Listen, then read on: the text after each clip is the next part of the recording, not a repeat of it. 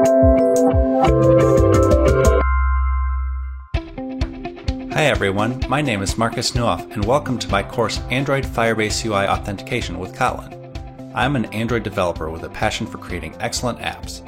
Firebase Authentication is completely free to use for an unlimited number of users for every authentication method except for phone sign-in, which has a generous free tier. The library has many popular sign-in providers to choose from.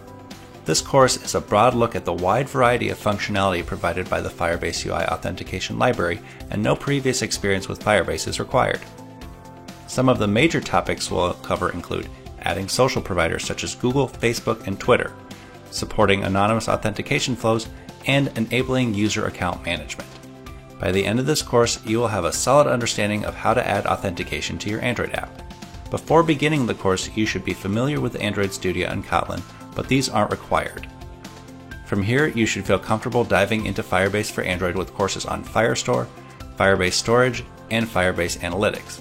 I hope you'll join me on this journey to learn authentication for Android with the Android Firebase UI Authentication with Kotlin course at Pluralsight.